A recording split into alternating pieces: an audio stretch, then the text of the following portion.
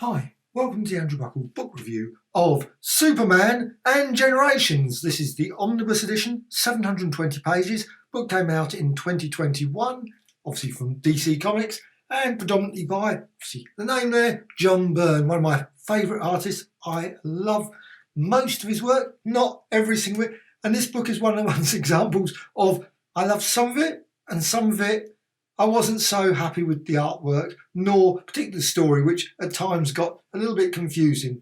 Maybe it's one of those books that maybe 2 or 3 rereads, I'd probably work out the general gist of the story, I have to say. But I'm just going to run through it, of course. Let's go through the book. And there's the back. And actually, one thing I haven't done, let's have a look at what... Oh, nice. You can see there. I might sort of take the whole thing off. So you've got the wraparound there. So you've got all the various characters. These characters do appear at times. Some characters a bit more or some characters a bit less. Obviously, like the Kid Flash there, or whatever she's called in this. And also, of course, some of the other characters like the Green Lantern there, they appear, but not vast amounts of time, and likewise Cyborg as well. So certainly if you're looking at, not even certain who that character is.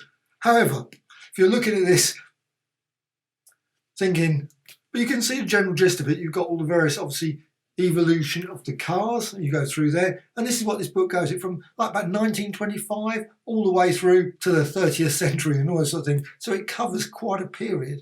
And in a slightly unusual and slightly odd way, but at least it's sort of goes through changes with. However, better say also, of course, the books that are actually included. It's got here the entire epic saga chronicling the life and times of Clark Kent, Bruce Wayne and their families. And that's really what it is. It's family. It's just literally it's family all the way through. At some points I got a bit confused of which one was one character's. No idea. However, so we've got Superman and Batman Generations 1 to 4, Superman and Batman Generations 2, issue 1 to 4, and then Superman and Batman's Generation 3, issues 1 to 12. So there's a lot of story, 720 pages, and, well, let's just go through it. And you've got obviously there's all the credits, and then you've got a lovely little introduction there, giving a bit of detail about it, and you can see the general years there on the side. So it's got like 1949, 1939, 59, 69, 79, 89, 99. It's all over the place, but I don't think it goes through in such a lovely uniform way, but maybe it does. However, 1939, the Vigilantes. And you've got the story there. And this is like the first meetings of Superman and Batman. And quite often they always, as characters, they turn around and say, oh, but we met back in, and you don't remember that bit? And those sorts of things. Obviously, there's a bit of change and things. Of course, in real life, I don't think Batman and Superman really joined together, meeting to quite a way off into the 50s. I'm certain there was, even though they were in like World's Finest, I think there was quite a while before they sort of actually joined forces. But you've got Batman. I love the Batman shown, of course, as the original sort of 1938, 39, whatever it was, Detective Comics. Now, I don't think actually long he stayed like that, but also I quite like the fact you've got here the Ultra Humanite, which is very, very similar, of course, to Lex Luthor. And there's a lot of twists and turns about that as well, which is sort of, and you of course got Lex Luthor and very confusing. You also got occasional references, of course. You've got Superman now, obviously, and Lois, and then you've got the Graysons. You can see them sort of going, obviously, to Gotham, and you've got lots of. There's quite a bit of really great scenes. I mean, the first half of the book, I really, really enjoyed. I have to say, the Generations 3, I think wasn't really what I didn't enjoy it as much. To say it was one of those books, I sort of rushed through it a bit too much. Whereas I really enjoyed the first 2, but this one is just however, you got Superman and obviously Batman meeting obviously there, and you of course got the good old Joker as well. Joker's in the storyline as well, and I think the artwork in the first 2 stories, Generations 1 and 2, I think it's superb. However, 3, I don't know what happened. It's just totally deteriorated as far as I can see. But it's really good. And you've got, of course, got Lex and obviously the Joker there as well. And there's lots of twists and turns all the way through. In fact, There were so many twists and turns in this, I really wasn't certain where I was twisting and turning by the end. So you've got 1959 Strange Days there. You've got, this is sort of, I suppose, making a mention to sort of weird and wacky stuff they had in the 50s and the 60s, where they had sort of like houses and things that were coming alive. And of course, you've got, as I said, the good old imps there. You've got obviously Batmite, and don't ask me to say, whatever his name, mix them, yeah. I won't even say it backward either, because obviously that would send. However, it's a real good storyline. It's quite nice to see the characters there. And you've also got the Joker as well. You can't have a story, of course, without Lex Luthor and Joker. Yeah, but you've got so many different Robins, so many different Batmans, and sometimes one's one and one's. And then, of course, there's periods where you're just thinking, I don't know anymore. Is that person? Is that, a bit confusing.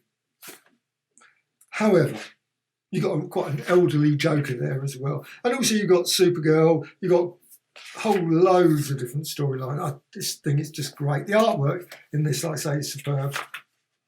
And of course, occasionally you've got the JSA as well. Or the JLA. There's also a lovely mention JLA at one point. And I'm thinking, hang on, but they're more like the Teen Titans. So I'm sorry, there's a few spoilers by saying this, but there's not really much spoilers. I don't think I can spoil this book because I'm not even certain at the end of it what actually happened. It's sort of one of those ones where you're sort of thinking, if anything really happened, it was just a weird mishmash of time and everything thrown in. And certainly the whole key thing is with this book was definitely family. And you got, that's good old Supergirl there. See, with a black wig, and then obviously going more traditional look for Supergirl. And then 1999, beginnings and ends. Oh, can't show that. Can't show that. Oh, and there's a bit more. So I think overall the artwork is superb for the first, about 500 pages. And then it changes because it goes into the thing. And then it just introduces lots of characters and lots of variations of characters. So you've got lots of characters that maybe you're more familiar with. I don't know. Maybe these characters are regular characters in DC Comics. I'm not so familiar with all of the Nightwing stories, I must admit, and various iterations of Wonder Girl, iterations of Kid Flash, etc. So that sort of did confuse me and lose me a bit.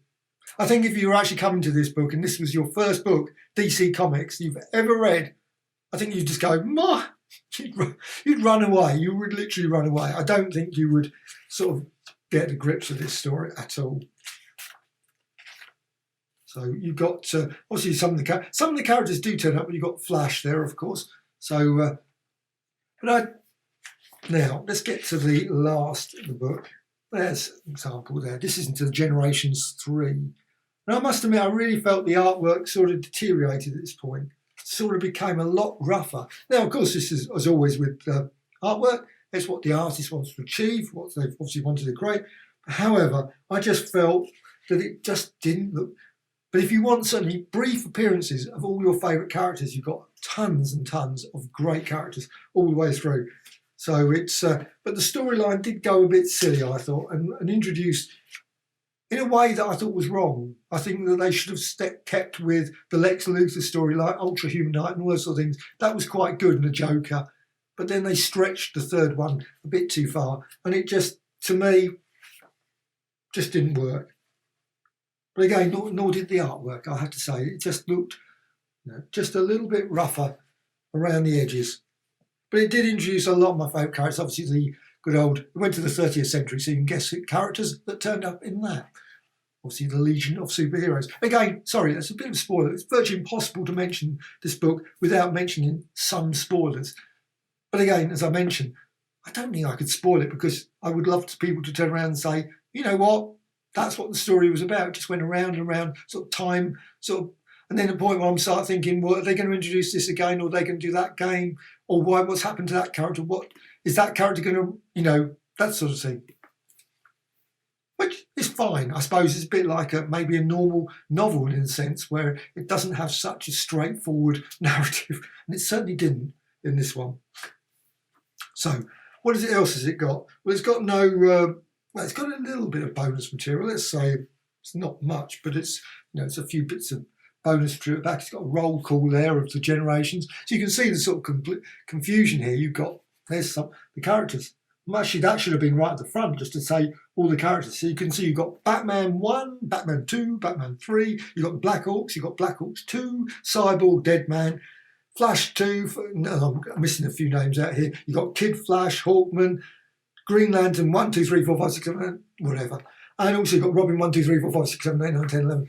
Spectre, Superboy, Supergirl 2, 3, 4, 5, 6, 7, 8, 9, 10, 11, 15, 25, Wonder Woman, and then I'm adding a few. But that was really got to the point where I was starting to think maybe they should have had, quite often in books like Marvel quite often do, they put sort of like the name bar against it, because you get to the point where you start thinking, well, who's that character now? Maybe I just show them.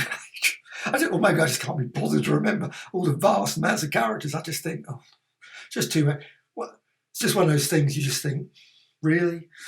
Do you really have to have about 15 iterations of these characters to the point where you just think, which one are we talking about now? And they all keep swapping and changing costumes all the time. Thinking, just keep the same. That's the one thing in comics. That's why maybe I love the 40s and 50s comics. They were in 60s. But anyway, if you love this sort of more complex, all over the place kind of story, I think you're going to love this book. However, did I love it? I was actually hesitant to even do a review of it.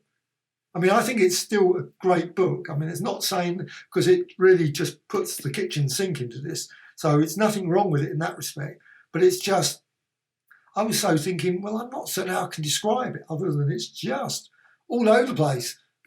And like, I mean, I would have loved, the thing that's even more annoying is Generation 1, the first story, the Generation 1 story. I would have loved that one. I say you've got obviously the Joker and all those sort of things. I would have loved that story to be a lot longer. That was a good story. I thoroughly enjoyed that. That was a nice, really fascinating story with family. And then the second story was interesting. It was good, and it was. But the third one, I just didn't warm to. I have to say, the story with these creatures, I just didn't do much for me. So it's a pity, but still fine collection omnibus. And again, I'm certain that lots of people will love this book.